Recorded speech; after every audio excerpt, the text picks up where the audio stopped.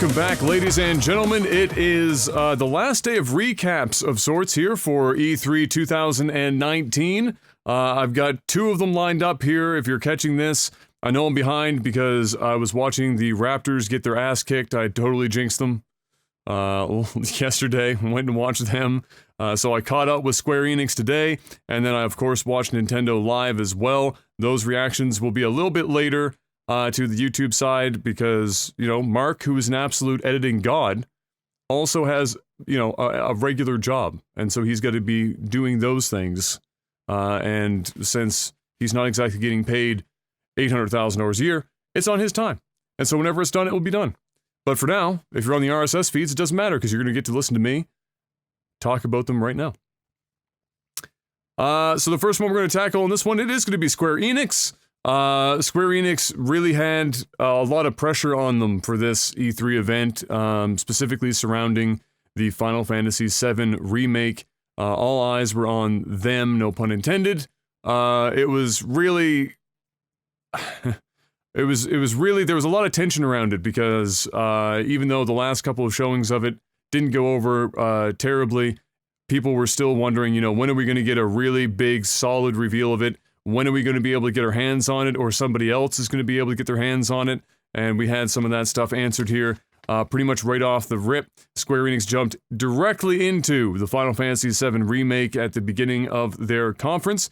And I have a little bit of the bullet points here. You'll be able to easily find all sorts of info or video on this, I'm sure, if you haven't already, but I'll give you just the highlights that I have written down here.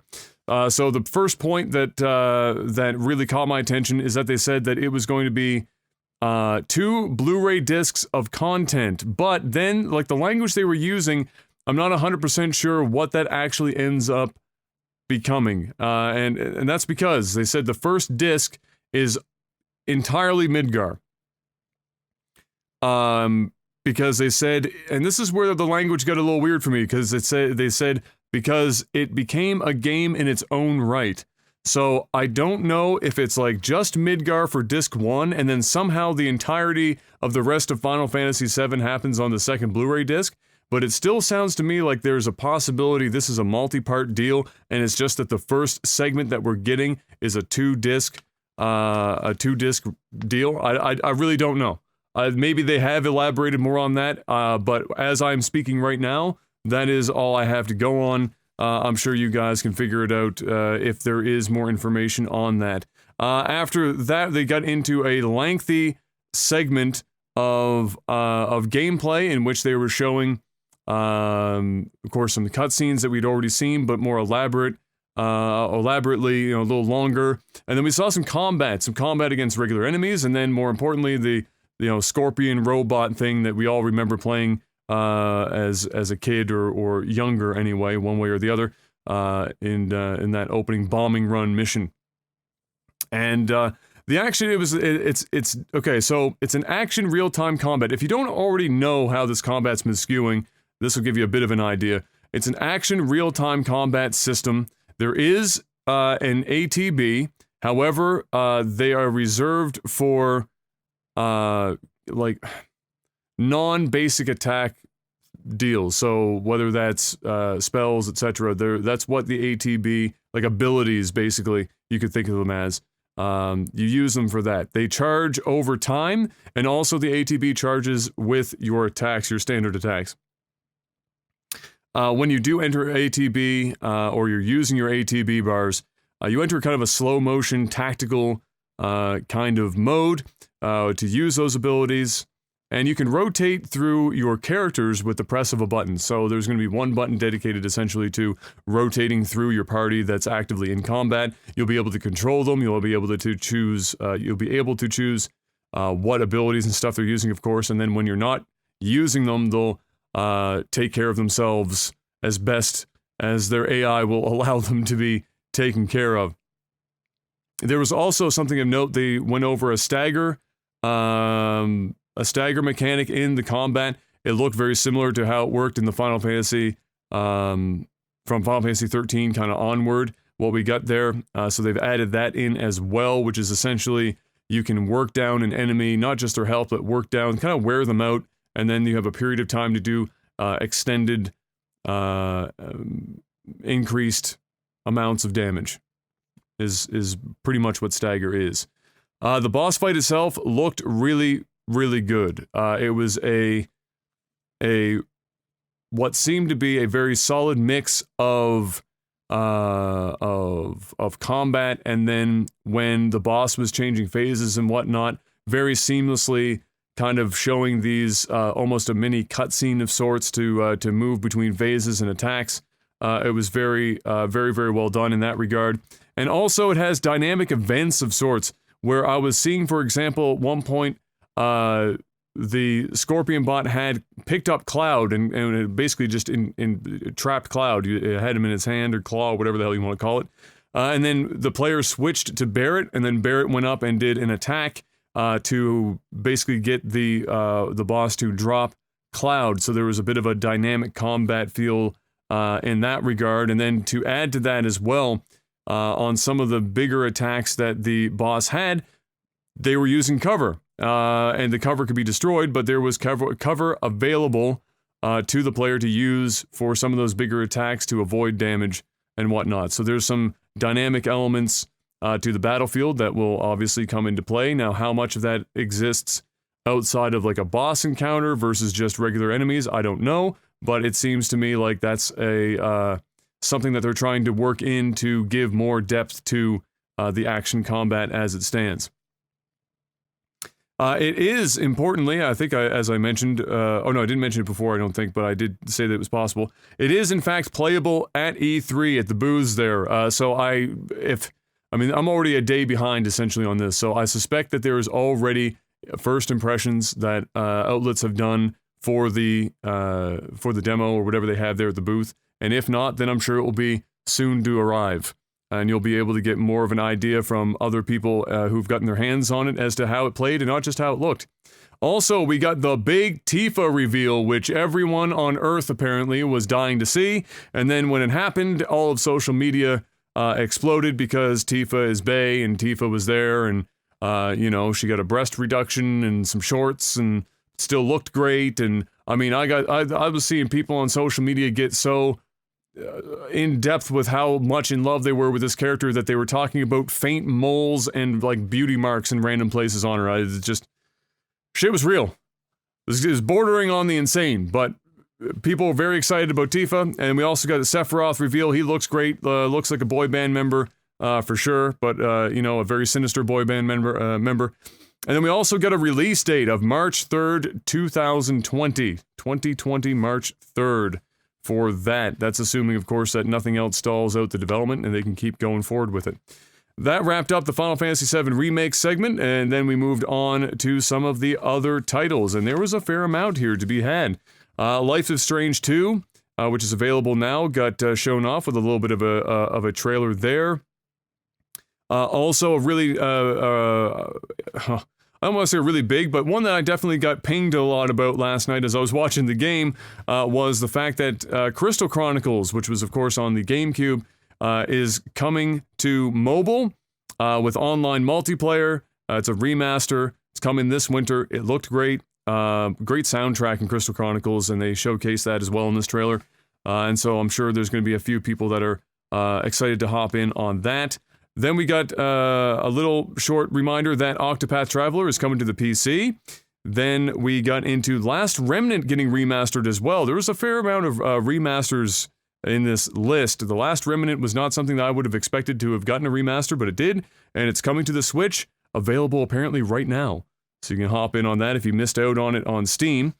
We then got into Dragon Quest Builders 2. It had a pretty lengthy segment for that, so if you were a big fan of Dragon Quest Builders, and you were hoping for a follow-up, well, good news, there is one, and they had a fairly lengthy segment for it on, or during the conference, so if you want, you can of course go look that up. You can get a little bit more in-depth about it, but in general, it just looked like more Dragon Quest Builders with some, expanded mechanics to it. It looked good, and I'm sure there's going to be a number of people that are pretty excited to hop back in to get Dragon Quest Minecraft Edition, to say the least. Immediately following that, we spun into Dragon Quest XI, the Definitive Edition, which is coming this fall, so you're going to get, a little bit of a juiced-up version of Dragon Quest XI. Following that, we had an indie sizzler reel, where the highlight for me was a Fear Effect game, and just really, Fear Effect, if there was a time for Fear Effect to make a comeback, it might be 2019, just saying. Fear Effect was a great game back in the day, loved the cell shading that it had, and would love to see some more of it, and it looks like we're going to get something of it. To what effect, I'm not 100% sure, I just caught it. Caught my eye in the sizzler reel, so just, spotted it. I'll have to look into it a bit more, to see just how much, they're gonna do with that title, but it's there. Following that, we had this was kind of like the intriguing one for me during this conference. It's called Circuit Superstars. It's a top-down racer, that also looks like it has some management aspects to it as well. Very interesting kind of a look to it. Reminded me a lot of like a Micro Machines type deal, but maybe a bit more in depth than that. And they were certainly focusing on the aspect of racing and the love for cars. So really, a very interesting take on a racer, I guess is all I could say about it, and something that caught my attention enough that I'm going to be keeping an eye out for it. It's apparently going to arrive in 2020, so there's some time left yet, and I'm sure we'll find out more in the not-too-distant future. They also gave a bit of a spot to a game that anyone that's been on Twitch in the last while would be familiar with. It's Battalion 1944, and that's that first-person kind of a Twitch shooter, very simple, kind of the Call of Duty 2 mod turned game that, again, has taken over a few of the major streamers here as of late on Twitch. And is sure to continue to do so for a small group anyway, as it's a fairly popular format. After that, we hopped into finding out that something that a lot of people already knew. But it was triple confirmed. For those who didn't know, Final Fantasy's soundtracks are now available on streaming services, so, anything from Spotify, etc., you can go and find your Final Fantasy music and enjoy that at any time now. And then we got a very confusing, not that that should be surprising, Kingdom Hearts 3 DLC trailer. It's called Remind. Of course, those words separated, because it just wouldn't be a Kingdom Hearts game if the title wasn't a little bit more convoluted than it needed to be. And just like everything else in Kingdom Hearts, the trailer didn't make any sense, but that might be because I don't know the story, but even people in chat that play Kingdom Hearts still didn't know what the fuck was going on for the most part, so take that for what you will. More Kingdom Hearts 3 on the way. I didn't catch a date for it or anything, but it's there. It's there. Final Fantasy XIV was the next major segment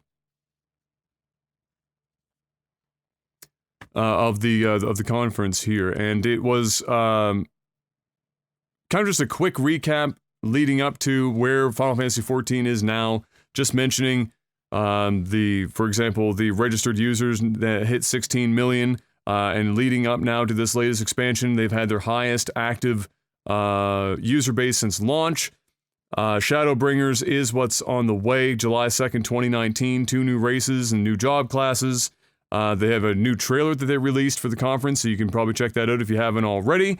And yeah, Final Fantasy XIV, I think, is probably Square's real darling right now, if I'm going to be honest with you. I think Final Fantasy XIV is the biggest success story that Square Enix has had since the merger, at the very least in the last 10 years, if not longer. So, well done to the Final Fantasy XIV team for pulling that thing out of the gutter and getting it to where it is now. Very, very well done indeed. After that, we got some Dying Light 2, which is just, for all intents and purposes, Mirror's Edge with zombies. So much so that if you didn't tell anyone any better, they'd just assume that it was a Mirror's Edge mod. Because that's how much it looks like it.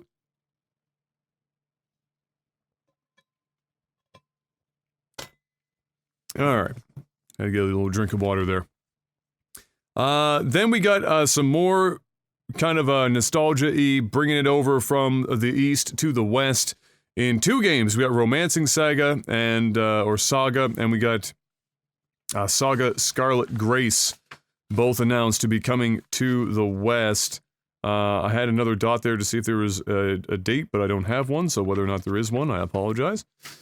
Following that, but wait, there's more, we had War of the Visions, Final Fantasy Brave Exvius. Exvius is the Final Fantasy kind of mobile series. Brave Exvius was the original in that series, and now we're getting War of the Visions, Brave Exvius. And it looks a lot like Final Fantasy Tactics. It's just, they just said that it's in development right now. It is, of course, still going to be on mobile, so no real date for it yet. Probably still a fair ways out, but it is coming. And so if you were a fan of Final Fantasy Tactics and you were looking for something more of that ilk, then this might be something that you could be interested in, despite the fact that it's on mobile. Exvius was relatively well received, to say the least. Quite a number of players on that one, and so it could just be something that you're interested in, even if you're not a big mobile player. After that, we got Outriders, which is a game from the Bulletstorm devs, coming in the summer of 2020. Looks like some sort of shooter. There wasn't a heck of a lot going on there that I could get out of it. It was just kind of dark and edgelord and whatever, the standard fare. More info apparently though is coming this winter, and it's going to have 1 to 3 player drop-in co-op, but I didn't really get a heck of a lot out of it other than that. Following that, we had Oninaki, which is coming August 22nd of this year, so that's really close. Just a couple of months away. It looks like it's another RPG. Looked good. There's a couple of members of the community that seem to be particularly excited about it, and so if that's, a barometer for anything, then perhaps it will end up being something quite neat. Then we got the Final Fantasy VIII Remaster. Sometime this year it's coming. Final Fantasy VIII is my favorite Final Fantasy, at least of that generation, and it had always bothered me that they lost the master of the game, which meant that it was going to be unlikely or very difficult for them to do a remaster or a remake at any point of Final Fantasy VIII, but they've managed to swing it anyway. You can see some comparison shots of how the sprites and stuff cleaned up. They seem to have done a very, very good job, and that's kind of exciting, because it might give me a reason to hop back into Final Fantasy VIII at some point, but the dream, the long game dream, 15 years from now, Final Fantasy VIII remake, just like Final Fantasy VII. It's never going to happen, but a man can dream. So that was really nice to see. And then the big ender, the conference ender, was a Marvel Avengers game. And this is something that is not tied necessarily directly to the comics or the movies. It is a standalone, completely new storyline, single player and co-op, apparently up to 4 people online. They threw a lot at us on this, but we didn't see a hell of a lot of gameplay. We saw a trailer for it, that looked really good. They included in this announcement Captain America, Thor, Hulk, Black Widow, Iron Man, but apparently there are more heroes that will be entering the fray at certain points, more regions and stuff that will also follow. And apparently all that stuff is free. They made a point to say no loot boxes or pay-to-win kind of scenarios. And it's also available to play at the booths at E3. So that's another one of those things you might want to keep an eye out to see first impressions on. It looked interesting, like I said, but I'm going to have to also, like you, go and look this up and see perhaps if there's some gameplay of people playing it at the booths to really get a better grasp of what's going on there. But it sounds kind of like they're almost working towards like a Destiny slash Anthem kind of thing. It almost sounds like it. I mean, with these new regions, new heroes and stuff coming and whatnot, it just sounds like it's going in that direction. But regardless, keep an eye out for it. Marvel Avengers. It did look like it was written well. Some big voice actors that you'd likely recognize on there, including the never-ending workhorse Nolan North, and a couple of the fine folks from the cast of Critical Role, who are of course all voice actors as it is. So you'd probably recognize a few of them, but that's, yeah, if not all of them, honestly. But that was it. That was the wrap up of the Square Enix conference. It was pretty solid. I mean, I think they've put a lot of people, myself included, for the most part, at rest with at peace with this Final Fantasy VII remake. At least to this point. I would like to know more definitively, to have them come out and say, this is how many, you know, releases this game is going to have, or like, you know, is it going to be all in one? Are these the only 2 discs, or is it these 2 discs and then there's another 2 discs to finish it? Is it a 2-parter? You know, how does that, you know, if that isn't already information out there and that I just don't know about, that's something that I would like to know.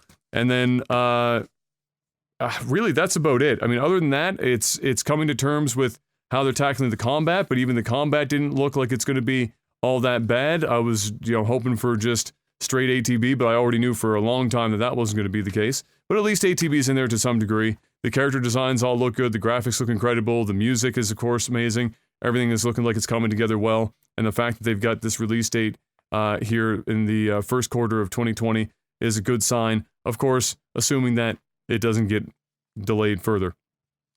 Ladies and gentlemen, that's it for Square Enix. I'm going to wrap this one up, post it up, hop back in, get on to the Nintendo, I can't speak, Nintendo recap, and then get that up for you. And then that will likely conclude until Jeff and I get back together for the next podcast to recap this stuff, the entirety of the show from what we saw, just in, you know, the bits that stood out to us the most. That's going to be it. Thank you so much for watching and listening for now, and until I see you on the next one, peace!